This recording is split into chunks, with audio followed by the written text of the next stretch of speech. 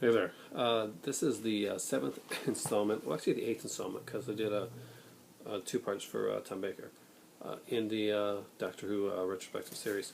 And we're on to the seventh Doctor, and that would be? That would be Sylvester McCoy. He would run as the seventh Doctor from 1987 to 1989, the year that I graduated from high school. And basically,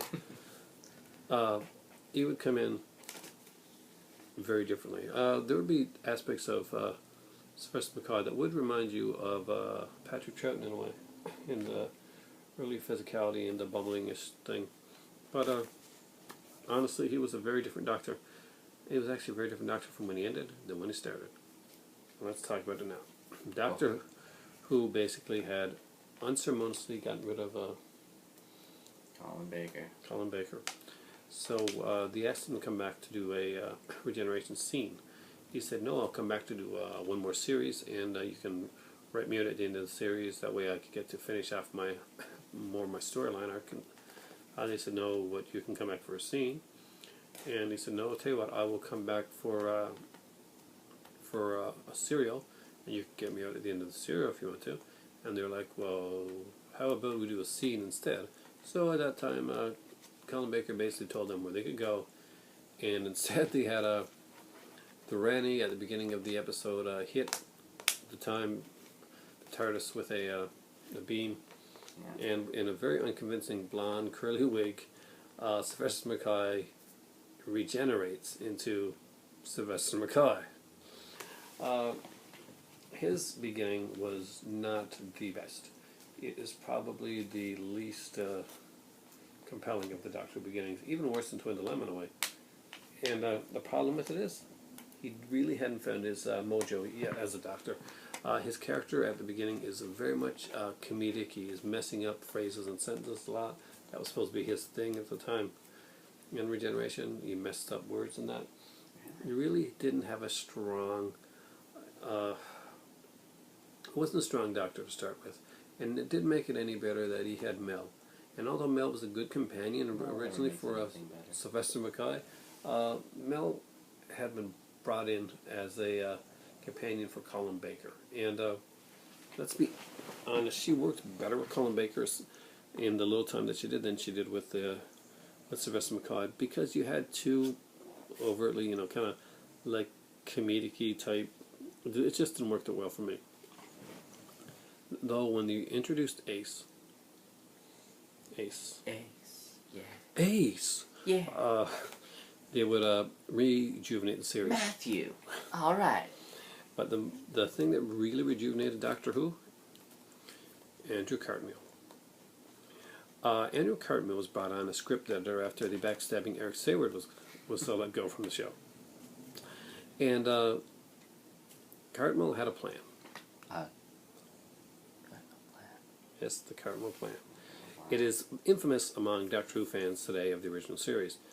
Basically, he wanted to bring mystery back to the Doctor. The Doctor had been on for a long, long time, and he wanted to make the Doctor more mysterious, more dark, and take it in a direction that it hadn't been taken before. His idea was to make the Doctor more than just a Time Lord. There was rumors about the Doctor being around when the Time Lords started. There's a reference to it. Yeah, in one of the episodes. Remembrance of the Daleks, I think. Yeah, Remembrance of the with the. When he's talking to Ace, they're talking about the hand of Omega, and he mentions being there when it was made. Exactly. He also mentions his name was Merlin once. Yeah, that's in Battlefield, I think. Yeah. There's some great episodes in the Sylvester McCoy episode. Most people refer to Curse of Fenric as one of the stronger episodes. The last episode of Doctor Who is Survival, and it ends with a little soliloquy by McCoy, which I recommend that if you're a fan of Doctor Who, YouTube it, the ending of Survival. It's a nice, just a little speech that actually at the time they didn't know the Doctor was not going to be coming back, and he does a great job with it. Sylvester McCoy, first when the show first started, was known for clowning around his pratfalls and playing spoons and anything. But as the series progressed, as we mentioned before, his character became a more serious, darker doctor. A doctor that's seeming buffoonery would trick them into not taking him seriously, and that would prove fatal for them many times. His character and his doctor were incredible, and it's a sad thing that he left. His comic strip lasted much longer than the rest because he was the last doctor for until 1996, which we'll get into in the next video.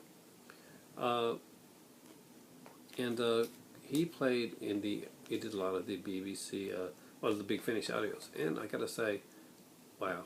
He's my favorite. What's your favorite? My favorite is Colin Baker, but my second one is he's almost there with Colin Baker actually in the audios. But Sylvester McCoy is a great doctor, and he does an amazing job. His voice, the Scottish brogue that he has, is incredible. It's very, very. And my favorite Doctor episode from Sylvester McCoy. A lot of people will say Curse of Fenric. Some people will say Battlefield. But although it's not the best episode, I gotta go with probably Survival. But because it's the only episode that I own of on DVD, I have to give it an honorable mention because it is the first Doctor Who DVD that I bought. I actually said Deadly Assassin was, but this was the first Doctor Who DVD I bought in the new ones. I bought the Ark of Space originally years ago, but I sadly lost that one. And that would be Time in the Rani. Yes, it's Pip and John Baker, but it's the Doctor's first appearance. And there was some cool features on this that I wanted to see. And maybe later on, what I'll do is I'll go through my Doctor Who DVDs sometime and check them out, and basically let you know which Doctor Who DVDs are worth buying for features alone. And I'm a really big fan of the Sylvester McCoy Doctor. Even though I didn't like him when he first became the Doctor, I didn't like the changes in the opening. Silver Nemesis, which was one of my favorite stories originally when I watched it, I think it was the 30th anniversary story with the Cybermen in it. It was a little cringeworthy when I went back and watched it again. But hey, Ace. And what does she do? What is she famous for? Explosives, I believe. Nitro 9, of course, is explosive that she does. But what is she famous for? The Dalek episode. What does she do? The only person to do this. The only companion that ever does this. She beats up a Dalek with a baseball bat. Oh. Oh, yeah. Yes, she actually said that. She wants that on her tombstone. You know, beat up Dalek with a baseball bat. She's very interesting when it comes to watching her in the features. The actress's name is Sophie Aldred. That was the first episode of the Daleks flew, wasn't it? Actually, yeah, it was. Even though the new series does that, like, gag again. Yeah. When it's like, oh, stairs, it's fine, and then he flies, which shouldn't be a big thing because it happened with Seventh Doctor. Seventh Doctor actually had a lot of cool milestones in there. We would see the Rani return again, as I just mentioned, and we would see the Davros again, I think. Yeah, I believe so. The last appearance of the Master is, and actually kind of the destruction of the Master in a way is shown in there, although we will see him soon again. And this video is actually fairly short compared to some of the other ones that we've done. True. Sad. But because it's... My favorites of his story, because I thought you just mentioned, your favorite and the great Time in the Rani. is Fearmonger, which is one of the Big Finish audios, which was the first Big Finish audio I listened to. Yeah, he wasn't sure on listening to the audio versions of Doctor Who. I kind of we were over in Morocco, and I gave him some Doctor Who audios to listen to because, you know, TV, different language and stuff like that, so he got listening to them, and he's listened to a lot by now, I think, haven't you? Yeah, the next Doctor we're going to talk about is actually the one that I couldn't, like... Get into his audios? Yeah, even when we talked about Peter Davison 2 videos back, yeah, and I mentioned I don't find him very memorable, but I loved his Audio Adventures. Audio Adventure. He does an awesome voice for Audio Adventures, even though the one I listened to, City of the Dead, had some pretty bad supporting casts for the voice. Happens But sometimes. it was still a really good story, and it was really fun, and the monsters in it were really creepy. But I just couldn't get into McGann. So the next one is the one the next one was the only one that didn't immediately strike me, like McCoy or Colin or Davison or those other ones I had when we were in Morocco. Well, let's get this one uploaded so that we can talk about the next one.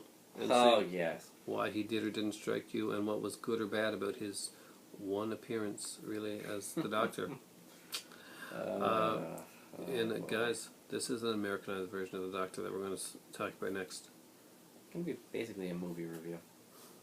Thanks for watching, guys, and it's time for tea. Bye, human.